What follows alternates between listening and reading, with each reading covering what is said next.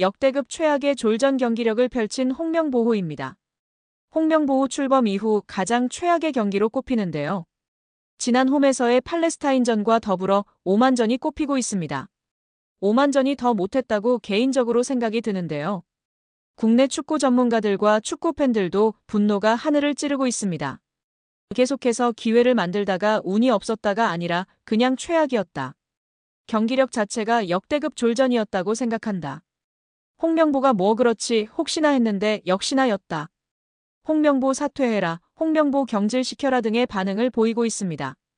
여기에 오만 감독의 경기 후 기자회견 발언이 화제가 되고 있는데요.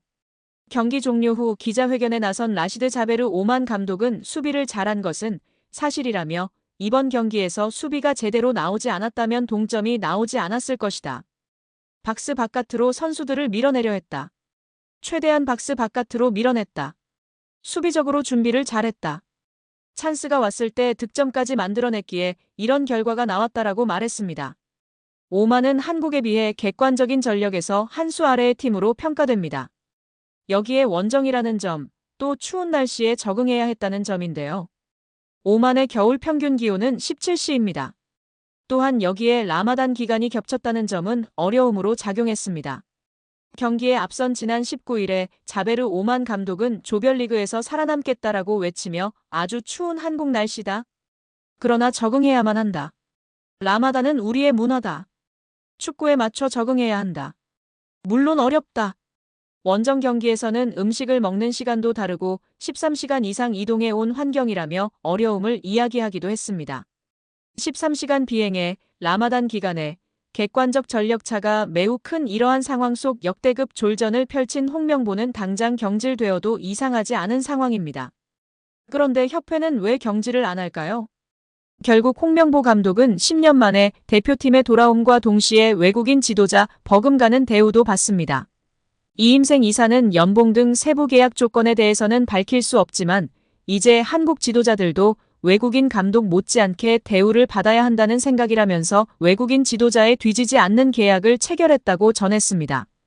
홍명보 감독은 지난해 울산과 프로스포츠 최고 연봉인 10억 원의 3년 재계약을 맺은 것으로 알려졌는데 대표팀을 맡으면서 더 많은 연봉을 수령할 것으로 보입니다.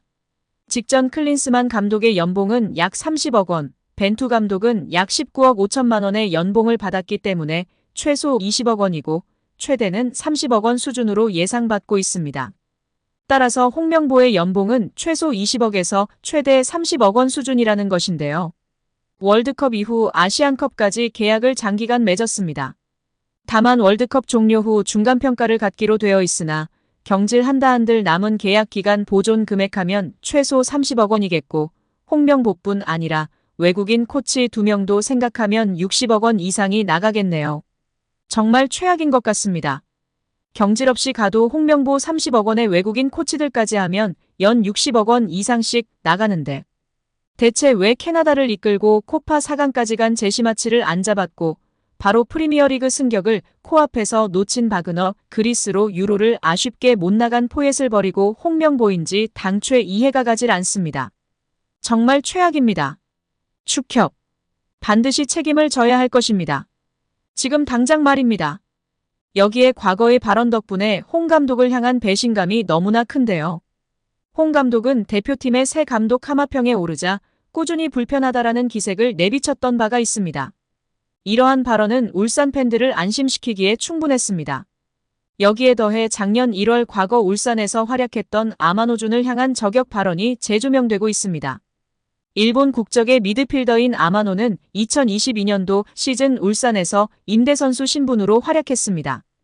이어서 그 다음 시즌 울산 잔류 여부를 두고 주목받는 사이 그는 홀연히 울산의 우승 경쟁팀인 전북현대로 임대를 떠났습니다. 이에 홍 감독은 분노했습니다. 홍 감독은 아마노가 울산 잔류를 약속했지만 어겼다라며 강도 높은 비판을 했습니다. 곧바로 아마노 측은 홍 감독의 발언에 반발했지만 울산은 이례적으로 아마노 이적 협상과 관련된 보도자료를 배포하기도 했습니다. 이처럼 당시 두 사람 사이에 벌어진 진실 공방은 많은 주목을 받았습니다. 당연히 울산 팬들은 홍 감독의 발언을 적극 지지했습니다. 그런데 아마노의 배신감을 느꼈던 홍 감독이 울산에 배신감을 안긴 아이러니한 상황이 된 것입니다. 이에 울산 팬들은 홍 감독을 아마노의 이름에 빗대어 아마노홍이라는 조롱 섞인 별명으로 부르기 시작했습니다.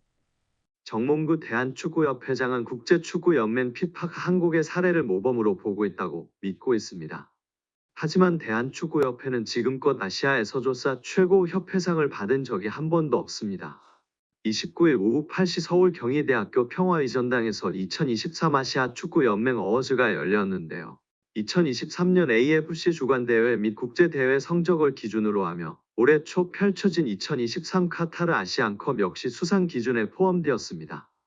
이번 시상식에서 한국은 올해의 남자 국제선수상의 손흥민이, 올해의 여자 감독상의 박윤정 감독이 수상의 영예를 안았습니다.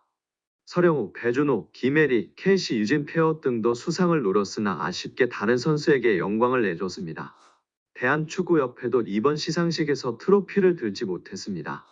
AFG는 각국 축구협회를 피파 랭킹을 기반으로 한 AFG 랭킹으로 구분해 플래티넘, 다이아몬드, 골드, 루비 부문으로 시상을 나눠하는데요. 대한축구협회는 일본 축구협회, 이란 축구협회와 함께 플래티넘 축구협회상 후보에 올랐습니다. 개최국 2점을 안고 수상도 기대됐으나 결과는 일본 축구협회의 통산 9번째 축구협회상 수상이었습니다. 이로써 대한축구협회는 이번에도 AFC 어워즈에서 축구협회상을 수상하지 못하는 굴욕을 맛봤습니다. AFC 어워즈에서 축구협회상이 제정된 2005년 시상식 이래 대한축구협회는 한 번도 해당 부문 정상에 오르지 못했습니다. 일본은 무려 9번이나 협회상을 받을 동안 한국은 단 한 차례도 받지 못한 것입니다.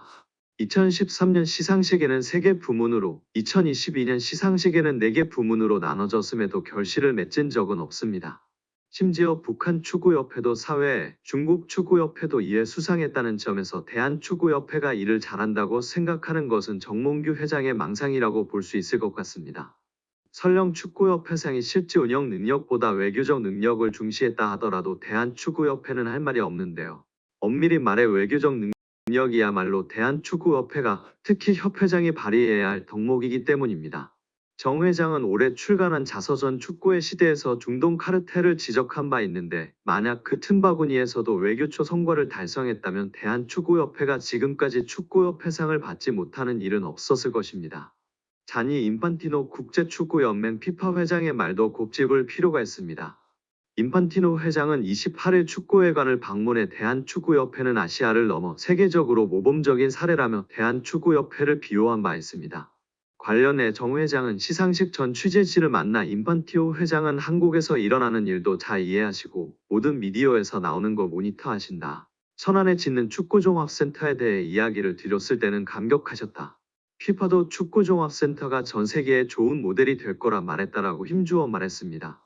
그러나 인판티노 회장의 말은 어느 나라에서나 할 수 있는 외교적 수사에 가깝고 원론적인 답변에 가깝다는 건 초등학생도 아는데 정몽규만 모르는 것 같습니다. 이 말에 심취할 게 아니라 현실을 되돌아보고 더 발전할 영역이 있는지 탐구해야만 합니다. 정 회장은 AFC 어워즈와 컨퍼런스를 유치하며 한국 축구의 성과를 보고자 했지만 결과적으로 대한축구협회가 여전히 나아갈 길이 멀다는 거 확인하는 장이 됐습니다. 정 회장은 인펀티노 회장의 립서비스에 갇혀 있을 게 아니라 반성을 통해 자신이 해야 할 일을 명확히 이행해야 합니다.